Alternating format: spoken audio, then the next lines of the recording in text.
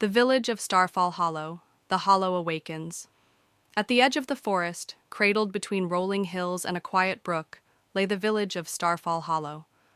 The houses were built of warm stone and timber, with moss climbing their walls and lanterns glowing softly in their windows. Morning mist curled lazily in the air, and the scent of bread and honey drifted along cobblestone streets. The hollow had no great walls, no bustling markets, no grand towers. Instead, it had warmth. Here, life was measured not by wealth or power, but by the sound of children's laughter, the glow of fireflies, and the soft ringing of the bell in the square. And though travelers sometimes passed through, few ever wished to leave, for the hollow had a way of wrapping itself around the heart. Maribel the baker. Maribel was the first villager most travelers met. Her bakery sat at the entrance to the hollow, with a crooked chimney that puffed cinnamon-scented smoke each dawn. She had warm hands, a kind smile, and a laugh that rang like bells. Her shelves were always heavy with loaves, pies, and sweet rolls, and her door was never locked. Children adored her star-shaped cookies, while weary travelers found comfort in her hearth. She had a way of knowing just what bread to offer: rye for strength, honey loaf for hope, and oat cakes for journeys ahead. To many, Maribel's bakery was not just a place for food, but a home for the spirit. Rowan the blacksmith. The hollow's forge glowed with quiet fire. Rowan the blacksmith was tall and broad-shouldered, with soot always dusting his hands. Yet behind his stern appearance lay gentleness. He made more toys than swords, more wind chimes than armor. His anvil rang with songs of kindness. Children would linger by his workshop, listening as he told stories, while hammering iron into shapes: birds, stars, or tiny bells. He had forged the great bronze bell that hung in the village square, a gift not of war, but of celebration. It was Rowan who reminded the hollow that strength could be tender. Juniper, the herbalist.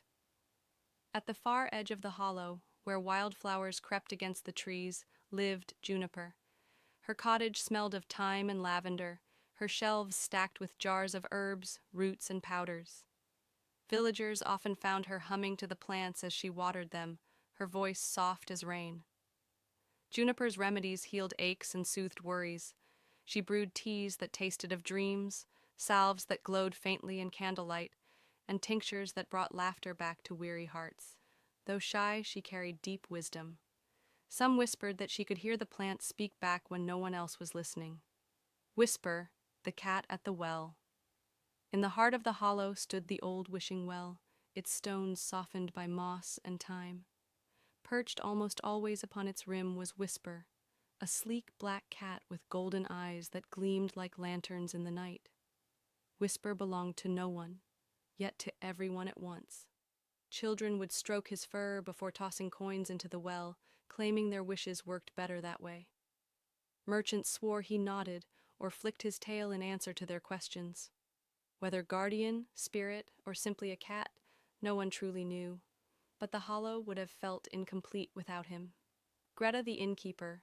Greta ran the Starling Inn, a squat building with ivy climbing its walls.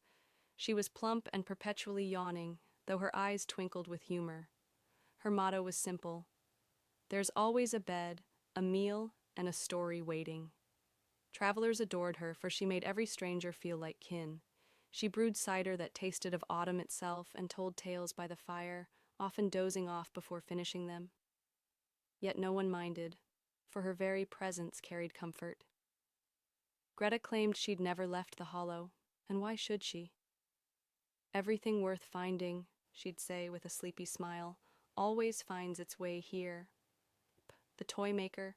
Pip's workshop was tucked between the bakery and the forge, its windows cluttered with wooden animals, whirring contraptions, and stars that spun on strings. Pip himself was short, quick-footed, and constantly dusted with sawdust. His laughter was loud and infectious. He made toys for children and curious trinkets for adults, each one carrying a spark of joy. On festival days, he would scatter small wooden birds into the crowd, laughing as they flapped and spun through the air. Pip believed every day deserved a bit of play, and in his presence, even the most serious villager found themselves smiling. The Night of 1,000 Lights. At last, the night of the Festival of Falling Stars arrived. The hollow glowed brighter than ever, lanterns strung across rooftops, bridges lined with shining orbs, and the great bronze bell waiting in the square. Maribel's pastries filled the air with sweetness, while Anwin's honey shimmered in steaming cups of tea. Osric's silver-threaded slippers tapped across the cobblestones as villagers danced, and Pip's toy comets zipped merrily between laughing children. The bell tolled once, deep and clear, as the first star streaked across the sky.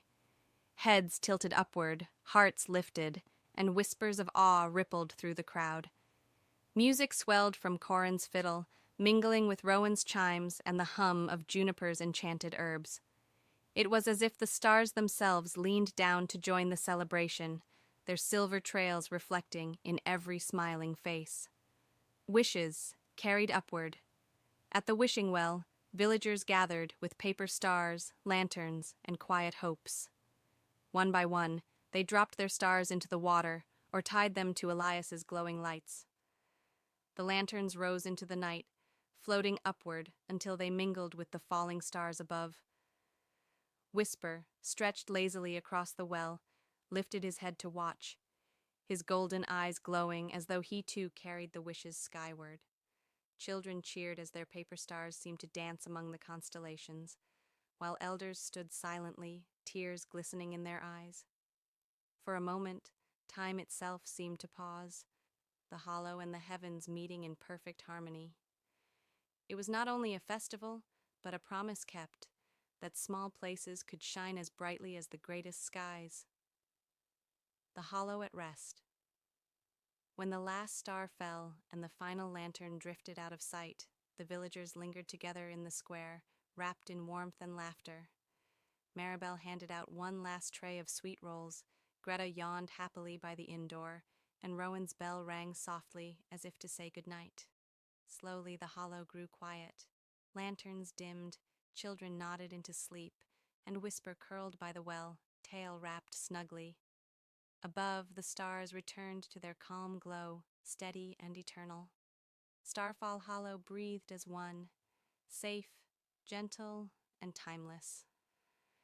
And though the festival had ended, the magic remained, tucked into every cobblestone and window, waiting to shine again when the stars next chose to fall.